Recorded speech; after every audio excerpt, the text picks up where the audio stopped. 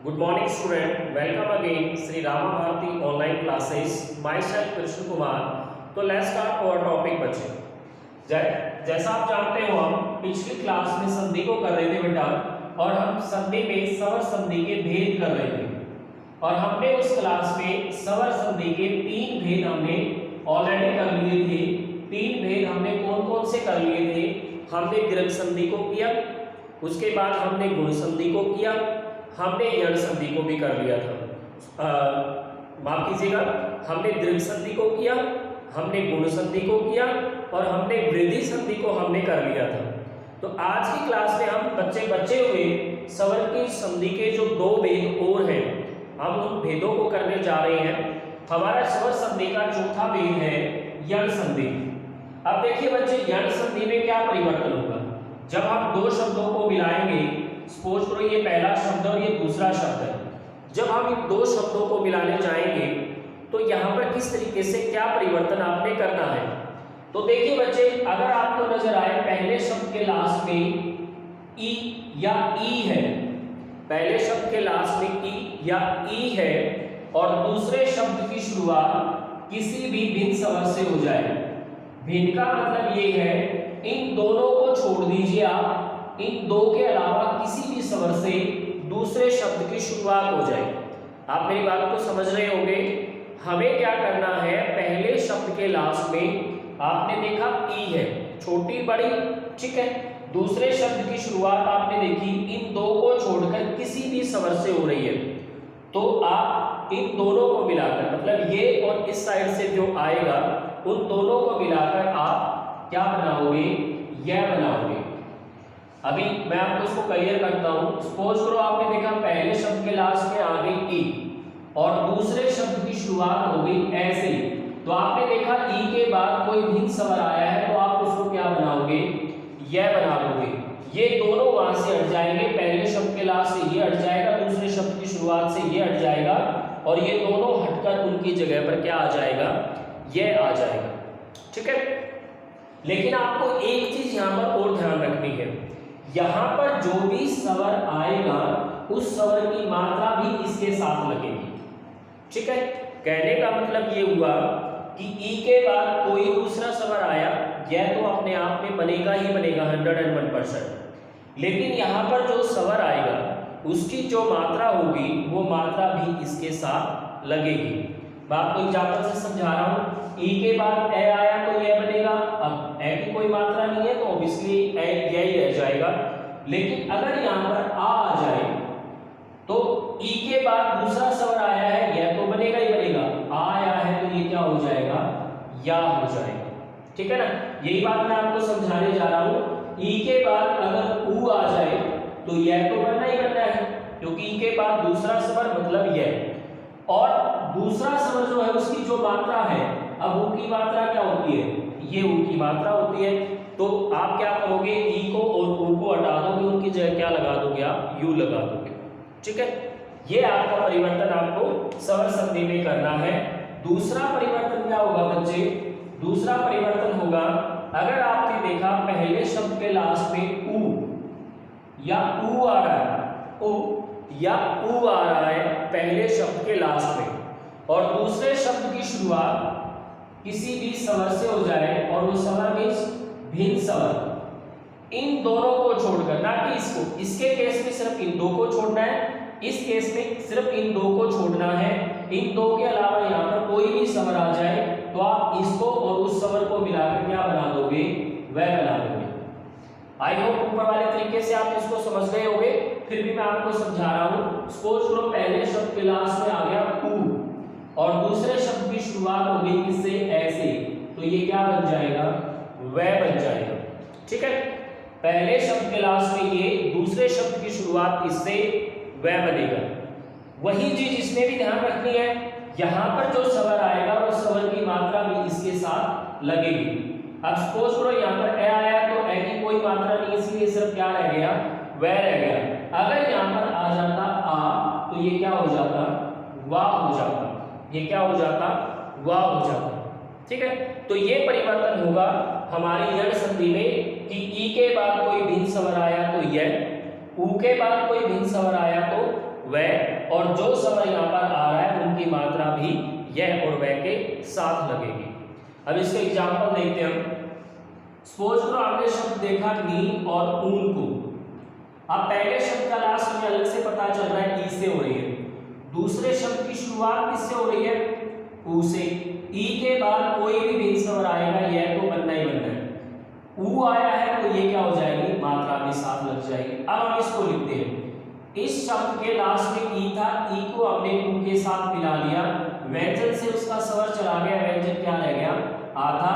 ई और ऊ मिलकर क्या बना हुआ है, यू, बाकी क्या बचा हुआ है, ने। वर्ड क्या हो गया ये, न्यून। ठीक है, अगर आप इनको इस तरीके से समझने की कोशिश करोगे तो संधि कभी भी आपको मुश्किल नजर नहीं आएगी। ठीक है, कुछ एग्जाम्पल और करते हैं हम। हमने शब्द देखा अनु, उसके बाद हमने शब्द देखा एशन। ठीक है, अब पहले शब्द का लास्ट हमें अलग से पता चल रहा है, ऊ से हो रहा है, दूसरे शब्द की शुरुआत किससे हो रही है, ए से हो रही है। ठीक है, तो ऊ के बाद कोई भी स्वर आएगा तो क्या बनेगा, वह तो बनना ही बनना है। जो दूसरा स्वर आएगा उसकी मात्रा भी तो लगेगी, एक ही मात्रा इसके साथ लग जाएगी। अब आप इस शब्द को लिखकर देखते हैं, ए तो बनना ही बनना है, सॉरी ए तो है ही, न के साथ इसका स्वर तो हमने इसके साथ मिला दिया, इसलिए न क्या रह गया, आधा। ऊ और ए मिलकर क्या बना हुआ है, वे, बाकी इसमें क्या बचा हुआ है, क्षण। ये वर्ड क्या हो गया, अन्वेषण। इस प्रकार से परिवर्तन होगा बच्चे यण संधि के अंदर। एक एग्जांपल और देख लीजिए, आपको कोई डाउट ना रहे। हमने सपोज करो हमारे सामने वर्ड आ गया प्रति प्लस एक।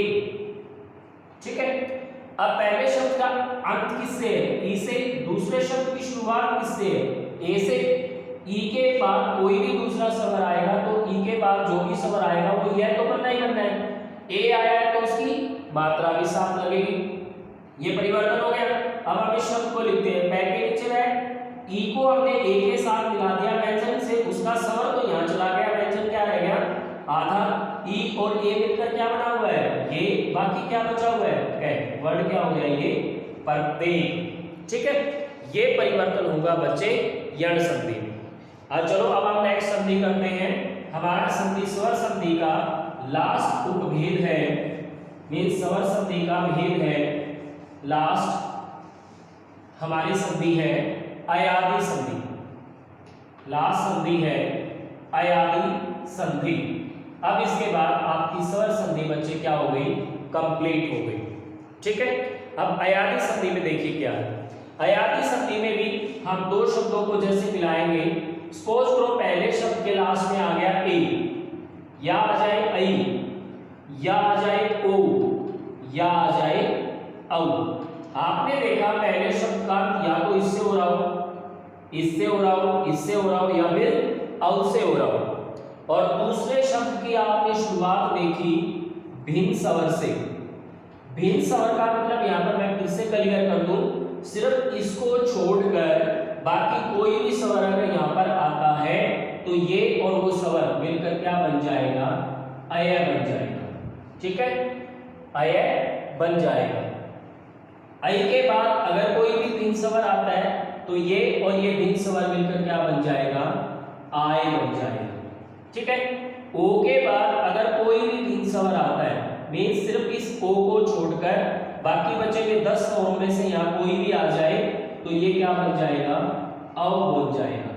और अगर इसके बाद कोई भी भिन्न स्वर आता है तो ये क्या बन जाएगा, आओ बन जाएगा। ठीक है, यहां से ये आ गया, दूसरे शब्द की शुरुआत किसी भी स्वर से हो गई, ये दोनों मिलकर क्या हो जाएगा, अय हो जाएगा। इसी प्रकार इससे अब हम एग्जाम्पल के तौर से इस बात को समझने की कोशिश करते हैं। सपोज करो बच्चे हमारे पास एक ऑप्शन आया ने प्लस अन, ये हमारे पास आया।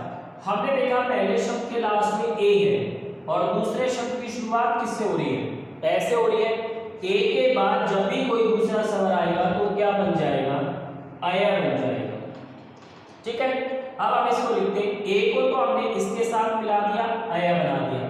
न वैसे तो आधा रहना था लेकिन दूसरी साइड से ये ए भी तो आ गया, इसलिए न पूरा हो गया। यह इसमें है, यहां से न बचा हुआ है, शब्द क्या हो गया, नयन हो गया। ये परिवर्तन अयादी संधि में होगा। कुछ और एग्जाम्पल देखिए आप,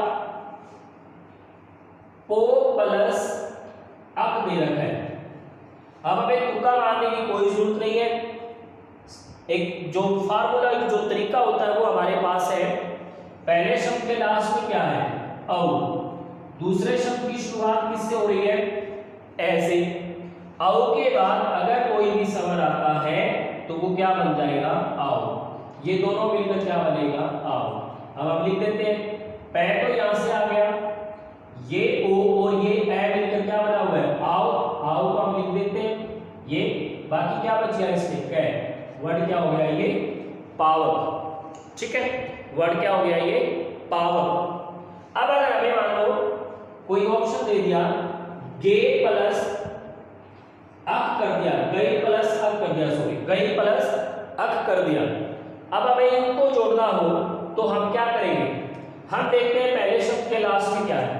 पहले शब्द के लास्ट में है आई, दूसरे शब्द की शुरुआत किससे हो रही है, ऐसे। पहले शब्द के लास्ट में ये हो, दूसरी तरफ कोई भी स्वर हो तो क्या बनेगा, ये बनेगा आए बनेगा। ठीक है, अब हम इसको लिख के देखते हैं। गए तो हमारे पास है, ये हमने इसके साथ मिलाकर क्या बन गया, आए।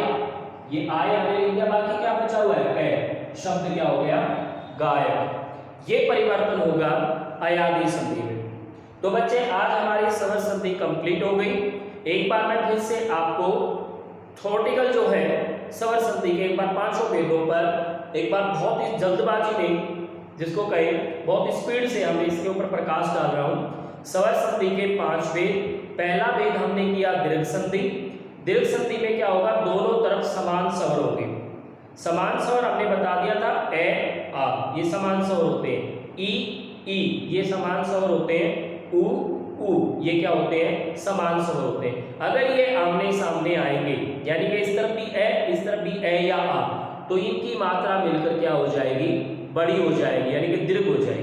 तो आपने इस संधि में मात्रा को क्या कर देना है, दीर्घ कर देना। गुण संधि में हमने 2 परिवर्तन किए। ए या आ के बाद अगर ई आती है, छोटी बड़ी से कोई फर्क नहीं पड़ेगा, तो ए बन जाएगा। और ए या आ के बाद अगर ऊ आता है, छोटे बड़े से कोई फर्क नहीं पड़ेगा, तो वो क्या बन जाएगा, ओ बन जाएगा। वृद्धि संधि, वृद्धि हो जाएगी, मीन्स ए या आ के बाद अगर ए आता है तो आई हो जाएगा, और ए या आ के बाद अगर ओ आता है तो औ हो जाएगा। ठीक है, और यण संधि आज हमने की है। चौथा भेद कि जब भी ई के बाद कोई भी दूसरा स्वर आएगा तो यह बनेगा, और जब भी ऊ के बाद कोई भी दूसरा स्वर आएगा तो वो वह बनेगा। और अयादी संधि में क्या होगा स्टूडेंट्स, ए के बाद कोई भी स्वर तो अय, आई के बाद कोई भी स्वर तो आए, ओ के बाद कोई भी स्वर तो औ, और औ के बाद कोई भी स्वर तो आओ। अगर आप इन रूल्स रेगुलेशन को अच्छे से करते हो तो आपकी संधि बहुत अच्छे से होने वाली है। आई होप आपको संधि की क्लास पसंद आई होगी। मिलते हैं नेक्स्ट क्लास में व्यंजन संधि के साथ।